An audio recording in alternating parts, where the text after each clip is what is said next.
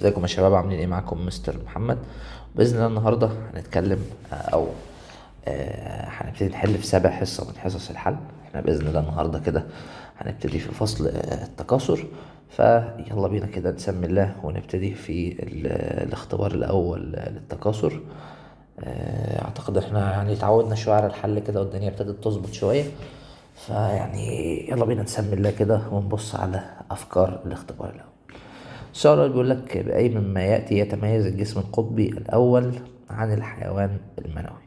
الجسم القطبي الأول ده لو حضرتك تفتكر ده بيبقى ناتج. خلينا نصغر القلم شوية عشان يكتب. الجسم القطبي الأول ده بيكون لو حضرتك فاكر ناتج من الميوزي الأول، أما الحيوان المنوي بيكون ناتج من الميوزي الثاني. تمام. طيب معنى كده ان الجسم القطبي الاول ده لسه مستني، لسه في انقسام ميوزي تاني. اما الحيوان المنوي ده كده خلص انقسامات. فهل العدد الصبغي متشابه؟ لا، لان كده في اختلاف. فقدان السيتوبلازم عند التكوين ده بيميز الحيوان المنوي مش يميز الجسم القطبي. القدرة على الانقسام ممكن ده يميز الجسم القطبي، لان الحيوان المنوي لا ينقسم، يتكون بعد البلوغ. في الحالتين الاتنين بيتكونوا بعد البلوغ، فخلاص يبقى كده الإجابة ج.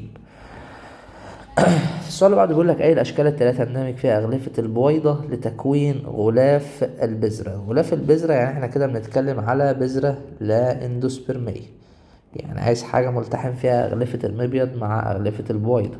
كده عند حضرتك دي حبة، أدي دي بذرة ودي بذرة، وديت عبارة عن حبة. لا معلش، دي يعني بذرة، ولكن البلح بيكون في انفصال لأغلفة البويضة أو انفصال للأغلفة بحيث إن هو ممكن يكون القطمير. ففي حالة زي ديت هتبقى حضرتك تختار 2 و3 لأن هما البذرة ملتحم فيها أغلفة البويضة لتكوين غلاف البذرة. الشكل أمامك ده يبين التغيرات اللي تطرأ على حجم النواة والسيتوبلازم داخل الزيجوت بعد مرور 48 ساعة من تفلجه في أنثى الإنسان. استنتج أي منهم صحيح. 48 ساعة ده اللي هو معناه يومين. ففي حالة يومين إن الحجم هيبقى عامل ازاي؟ حجم النواة وحجم السيتوبلازم. تمام. 48 ساعة يعني هيحصل انقسام. حجم النواة طبعا هيفضل ثابت معانا، مش هيتغير. تمام. اللي هو هيبقى مثلا ده كده، هو بيقول لك ان ده الاتنين نون وده النون. فانت عندك معاك 3، معاك 4، معاك الزيجوت الاصلي، معاك برضو دي ما تنفعش عشان النواة طبعا النواة مش هتزيد في المادة الوراثية، يعني مش هتتضاعف المادة الوراثية.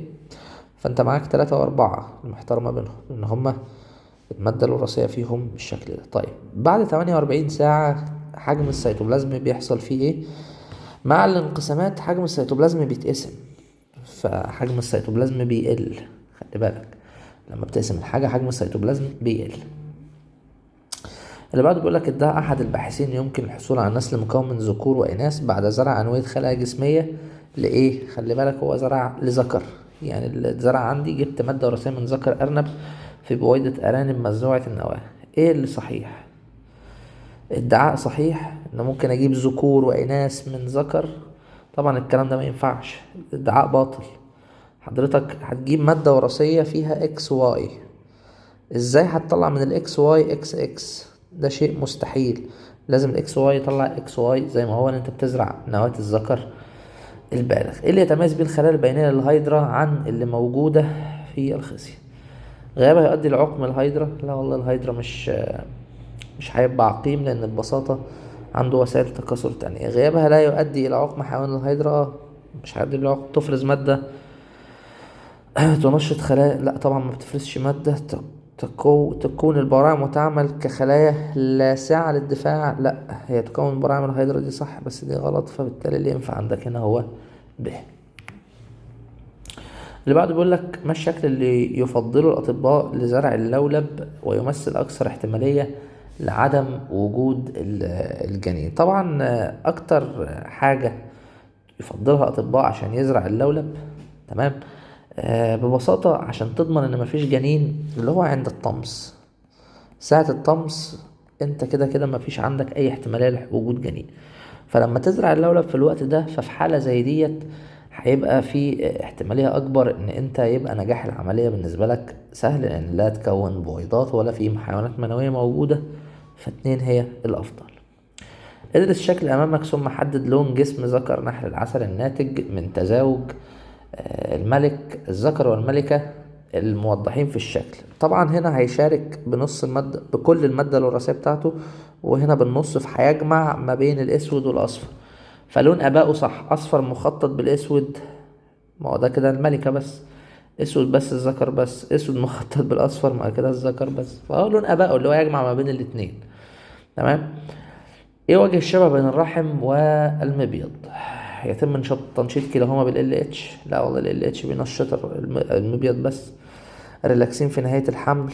لا والله، بيكون الريلاكسين بيفرز من الرحم لأن الجسم الأصفر بيكون تحلل في نهاية الحمل.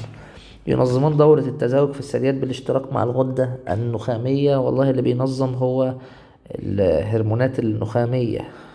تمام، بينشط المبيض والمبيض يأثر على الرحم. بس البروجسترون او البروجسترون يثبط نشاط كل منهما، دي اصح واحده فيهم. طبعا لان البروجسترون طول ما هو زياده معنى كده ان في حمل، فبالتالي الرحم والمبيض هيبقوا مثبطين في النشاط.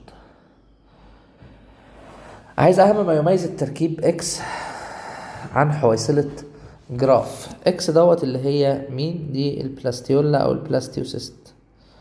تمام. ايه اللي يميزها؟ تحتوي على سائل غني بالاستروجين. لا. ميتوزي. والله لا، دي بتتكون من الاخصاب.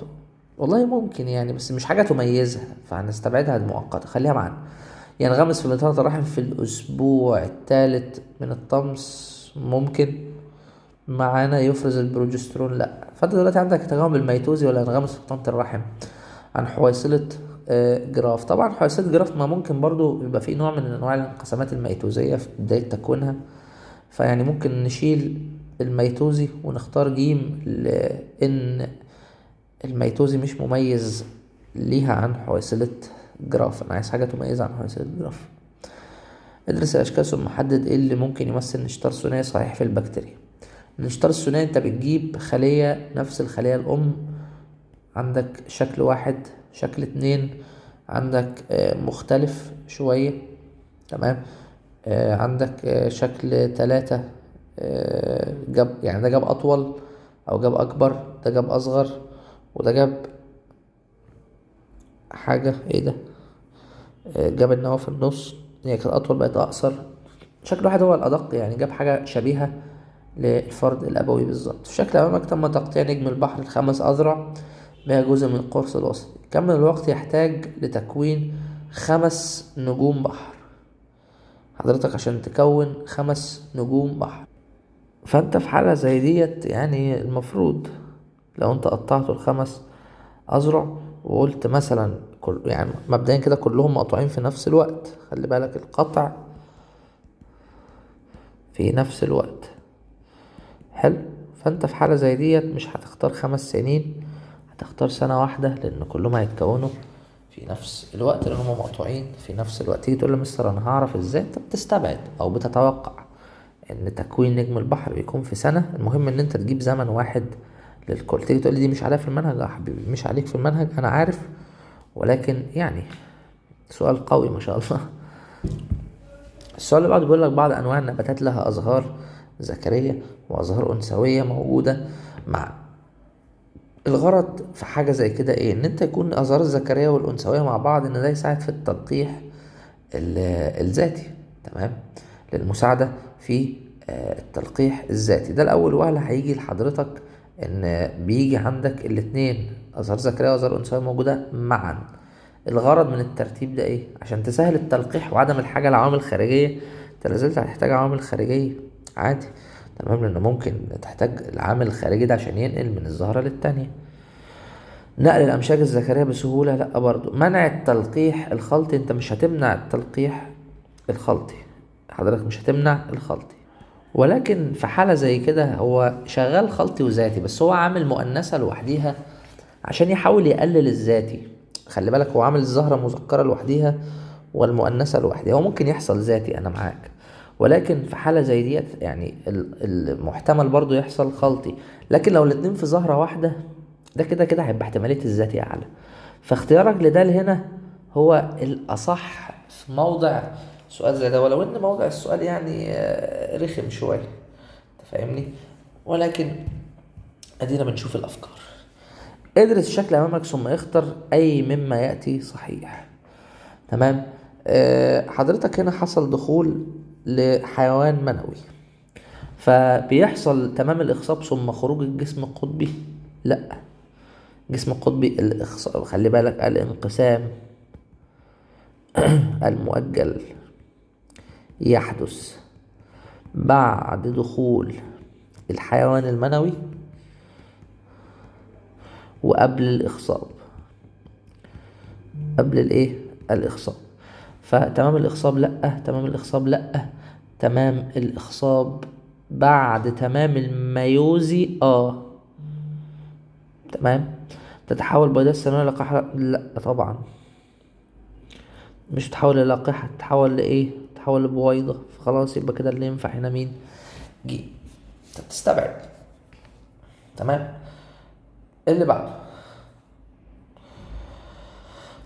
بيقول لحضرتك الشكل اللي أمامك فكرة إحدى التقنيات. الفكرة اللي قدامك ديت عبارة عن يعني ممكن نقول شبه الاستنساخ، أو هو ما هو الاستنساخ، تشبه كثيرا الاستنساخ. أو يعني احنا هنا حطينا خلايا جلدية، خلي بالك دي كده خلايا جسدية في بويضة، فده يشبه تقنية تكاثر التوالد بكر صناعي. لا، التكاثر الجنسي لا، مفيش إخصاب، مفيش إخصاب، خلي بالك، مخدتش مشيك، ده مش إخصاب خارجي. تكاثر لا جنسي لتوجد فرد طبق الأم؟ لا، هو كون كده فرد طبق الأب. تكاثر لا جنسي لتكون فرد طبق الأصل من الزوج؟ يبقى ديت الإيه الأصح. الشكل أمامك لنبات عند الإنبات، ادرسه ثم استنتج إيه اللي يمثله النبات دوت كده، أو أي من النباتات يمثله. ده كده بيحصل عندي إنبات، وزي ما أنت حضرتك واخد بالك كده بيكون هنا في حالة زي ديت في لسه تكون تحت. طيب ايه التكون تحت دوت؟ ده كده فلقة واحدة، تمام. وفي هنا ورقة واحدة. ورقة واحدة ديت يعني من الحاجات اللي بتحصل أثناء إنبات النخيل. جماعة أفكار الامتحان ده أغلبها بره المنهج عشان دماغك ما تسوحكش. ما الجزء الأبيض اللي يمثله الدقيق الأبيض لحبتي القمح أو الذرة والقمح؟ ده الاندوسبيرم والجنين، ودي شرحتها لك، قلت لك في الرز برضو والقمح والكلام ده، تمام. ده الايه بيبقى الاندوسبيرم والجنين مع بعض، لأن هو دي بذور لا اندوسبيرمية. ادرس الشكل أمامك ثم استنتج أي التغيرات الهرمونية في الرسوم تتناسب مع الحالة اللي قدام حضرتك دي. الحالة اللي قدام حضرتك دي في لولب، فهيحصل عندك دورة طمس طبيعية. هل دي كده طبيعية؟ فين ال اتش؟ مش موجود، ده طبعا دي مش طبيعية. برضو دي مش جيم، هي أكتر واحدة طبيعية. إن أنت عندك هنا اف اس اتش، وتحته هنا استروجين، أو معلش بقى إيه، خلينا نقول إن ده عبارة عن مين؟ اف اس اتش، وده كده استروجين، تمام. وده ال اتش، وده مين؟ بروجسترون او بروجسترون. فديت الايه الاصح للاختيار. الشكل امامك قطعة عرضي في خصية رجل. حدد اي الخلايا توجد في خصية الطفل. في خصية الطفل في حضرتك في الحالة زي ديت بيبقى فيه خلايا جرثومية وخلايا سيرتولي وخلايا بينية، ومفيش مفيش حيوانات منوية. ده لسه طفل، تمام. ففي حالة زي ديت ده اللي بيكون موجود، لأن الخصية بتكون موجودة منذ الولادة، خلي بالك بتشتغل بعد الولادة بفعل الهرمونات. ايه الهرمونات المسؤولة عن حدوث اكس وواي وزد؟ اكس دوت طمس، تمام. واي دوت طمس، وزد دوت ممكن نقول ان هو ايه، زيادة سمك ولا العكس. هو كده بيقل او قلة الهرمون المنشط للموت. تعال نبص على الباقي. عايز اكس واي وزد. اكس بيحصل امتى لما الاف اس اتش يبتدي يزيد. تمام. ده يؤدي الى ايه؟ يحصل عند حضرتك طمس، لان زيادة الاف اس اتش معناها ان انا بدأت دورة جديدة، معناها ان الطمس هيحصل. تمام. ف استروجين وبروجسترون يقلوا هنا في الطمس، وقلة الاستروجين جيم هي اللي تنفع أصح واحدة. تمام. جيم هي اللي تنفع أصح واحدة، لأن أنت عندك هنا حصل طمس. بداية الطمس بتبقى مع زيادة ال FSH عشان بيبتدي دورة جديدة. أثناء الطمس بيكون ال FSH بيزيد عشان يروح ينبه حويصلات المبيض. أفكار جميلة ما شاء الله، يعني حاجة قمة الجمال. ادرس الشكل أمامك ثم استنتج بأي آلية تتم بها العملية إكس. إيه العملية إكس دي؟ دي عملية تحرر البويضة، عملية تحرر البويضة من وتكوين الجسم الأصفر. تمام. ففي حالة زي ديت يقوم FSH FSH ملوش دعوة. تمام. احنا قلنا هنا تحرر البويضة، يعني احنا بنشتغل على ال LH ينشط انزيم يذيب جدار حويصلة تنفع. استروجين ملوش دعوة. LH بهضم جزء من جدار الحويصلة، لا طبعا. هو ينشط انزيم يذيب جدار الحويصلة. ال LH ما بيهضمش حاجة، ما بيأثرش دايركت على الجدار. ادرس الشكل التالي. طبعا يا جماعة زي ما العيد مرة 60,000 الحاجات دي بره، أفكارها بره المنهج. أنا بحلها بوريك الحل عامل ازاي، الأفكار ممكن توصل لإيه، بس الحاجات دي طبعا ما نتوقعش أكيد إن هي تجيلك آخر السنة. ادرس الشكل ثم حدد أي المحيطات الزهرية نتج منها التراكيب الموجودة في كل من الصورة إكس والصورة واي. إكس ديت عبارة عن إيه حضرتك؟ ديت القرع كان بيحتفظ بإيه حضرتك؟ بيحتفظ بالتويج. تمام. وهنا ده كده الكربلة، فممكن تويج ومتاع على أساس أول إجابة يعني. تمام. طيب وهنا في كأس، دي الباذنجان بيحتفظ بالكأس، وبرضه هنا في ثمرة يعني ده متاع، فهي فعلا تبقى الإجابة ألف. وكده القرع مش يعني معروف بالتويج، فما فيش تويج أصلا في ألف إلا في ألف بس، خلي بالك يعني. الشكل أمامك يبين أن عنق الرحم إكس مغلق. ايه الهرمون المسؤول عن غلقه في اشهر الحمل؟ بروجسترون، ده اللي بيتفرز في الحمل. إيه اللي يتكون من نبات؟ اي مما ياتي يتكون من نبات داخل نبات، نبات داخل نبات. البذرة؟ لا، دي كده مش من نبات داخل نبات. الثمرة ايوه ممكن، ايه نبات داخل نبات. لا، الزهرة داخل النبات نفسه. حبة اللقاح لا، او الموتوك لا، او البذرة لا، يبقى هي الثمرة. ايه اللي يخرج او اي مما ياتي يخرج العضو، يخرج من عضو واحد ليصل للعضو اتنين. إيه اللي بيخرج من واحد يروح لاتنين؟ هيبقى حيوانات منوية. تمام. غير ناضجة، وسائل سيتوبلازمي. خلي بالك حيوانات منوية غير ناضجة ليه؟ لان قالك في البربخ بيحصل ايه؟ النضج والتخزين، فبيلعب على فكرة النضج يعني في السؤال ده. اي الهرمونات يؤثر في وظيفة البربخ؟ وظيفة البربخ اللي هي النضج والتخزين. ففي حالة زي ديت هل FSH؟ لا، ده بيأثر على النيابات. هل LH؟ لا، التستوستيرون لأن ليه علاقة بالتغذية، والحاجة دي أنا شرحتها لك في آلية الرجعة السلبية اللي قلت لك فكرة مش موجودة في المنهج. طبعا التستوستيرون ملوش دعوة. قلت لك قبل كده في فكرة مش موجودة في المنهج عن إن التستوستيرون ليه علاقة بالتغذية الغير مباشرة للحيوانات المنوية. الرسم بياني يمثل أو يبين التغير في عدد جزيئات DNA في خلايا الأولية في المناسل الذكرية والأنثوية لأحد أنواع الحشرات. ادرسوا ثم أجب. حدد نوع الانقسام الصحيح للخلايا الأولية في هذا النوع من الحشرات. طبعا انت عشان تظبط دنيتك انت تمسك كل اختيار تطبقه على الرسم. رقم 1 ميوزي في الذكر وميتوزي في الأنثى. الخلايا البيضية الأولية والخلايا المنوية الأولية بالأحمر. ده هنا ميوزي. ميوزي في الذكر ازاي وفي تضاعف صبغي؟ هنا حصل تضاعف صبغي، يبقى خلاص استبعدت ألف. تمام. ما انت عندك 16، الميوزي بيقل ما بيزيدش. تمام. وهنا المفروض ده نون وده كده 2 نون، فما تنفعش. طبق ب. رقم 2 ميوزي في الأنثى. معاك ميوزي في الأنثى ماشي صح، لأن هنا حصل ميوزي هو قل. وميتوزي في الذكر حصل تضاعف صبغي ونزل تاني، يبقى الكلام ده صح. طب رقم 3 ميتوزي في الذكر، ميتوزي في الذكر اهو، وميتوزي في الأنثى لأ، ده ميوزي في الأنثى، ده بيقل اهو. يبقى ديت ما تنفعش. داير 4 ميوزي في الأنثى لأ طبعا. أو هو فعلا رقم 4 ميوزي في الأنثى، لأ بس ده ميوزي أول بس، هو ميوزي في الذكر ده ميتوزي، ده دي غلط من ناحيتين. يبقى هي أصح واحدة هنا بين. طبعا انت أول ما تبص للرسمة انت مش هتفهم ايه اللي بيحصل، زي ما بقولك انت بتبص على الاختيارات وتطبق على الرسومات بالتأسيس اللي انت حضرتك المفروض عارفه.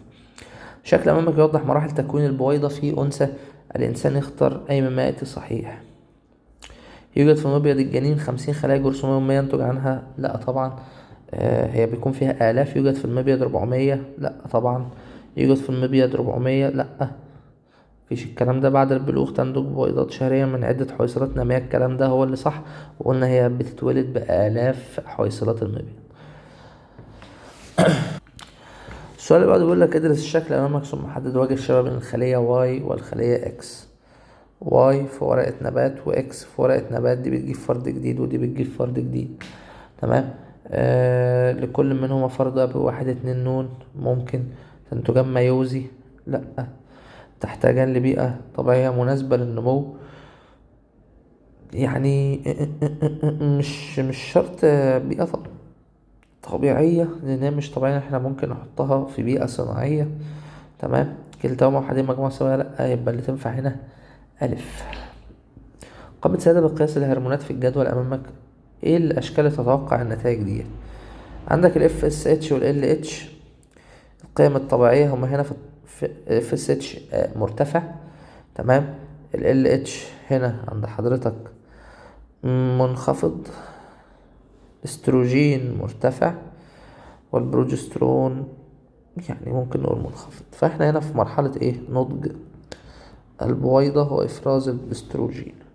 إفراز الاستروجين انت ده كده إفراز البروجسترون بص أعلى سمك، لكن انت عندك هنا السمك أقل شوية فتختار جيم. تمام. فتختار ايه؟ جيم. من خلال المنهج اللي درست أي مما يتميز به النبات على الإنسان والإنسان بعد نضج النبات. ممكن الأمشاج الذكرية متحركة. مفيش الكلام ده يميز الإنسان مش النبات. يبدأ تكوين الأمشاج الأنثوية في المرحلة الجنينية، ده يميز الإنسان. ميتوزي ثم ميوزي. لأ ده بيبقى ميوزي ميتوزي. يبقى الإجابة ألف. سلام مقالي بيقول لك الشكل أمامك يوضح أو يبين مراحل تكوين حويصلة جراف خلال دورة الطمس. بالنسبة لهرمون واحد، بس انت ايه هرمون واحد؟ حضرتك هرمون واحد ده هرمون ال FSH. تمام. أهمية زيادته عند إكس. يزداد عند إكس ليه؟ هرمون ال FSH وظيفته كانت ايه؟ يحفز حويصلات المبيض للنمو إلى حويصلة جراف. طب سبب انخفاضه عند واي ايه؟ قال لي والله ينخفض ليه؟ لو حضرتك خد بالك الاكس ده لما بيزيد يكون حويصلات جراف فالاستروجين يعلى فينخفض بالراجعة السلبية بسبب الاستروجين. وانخفاضه اللي هو بيعلي ال LH من نوع الاتزان الداخلي بين الهرمون او التغذية المرتدة ما بين الهرمون 2 و 3. يعني حضرتك تقول لي ايه هي الراجعة السلبية؟ طبعا سلبية. هما لو واحد زاد التاني بيقل. نسبة كمية دي في كل من الطليعة المنوية والحيوان المنوي. الطليعة المنوية والحيوان المنوي كمية الدي 1 لواحد، لأن ديت بيتكون من تشكل نهائي مفيش انقسام أصلا. سبب في عدم قدرة الطليعة المنوية والحيوان المنوي على الانقسام الخلوي لأنهما يكونان نون، وبالتالي لا يوجد كمية DNA كافية للانقسام. وأتمنى تكونوا انبسطتوا بالأفكار الجوسي لوسي الجميلة الرائعة اللي في الامتحان دوت. التكاثر طبعا زي ما انتوا عارفين فصل تقيل أصلا، وأسئلته هنا حتى هو معتمد هو بيتقلها أكتر بيجاوب ورا المنهج. يعني خلينا معاه نشوفوا الدنيا هتوصل لإيه.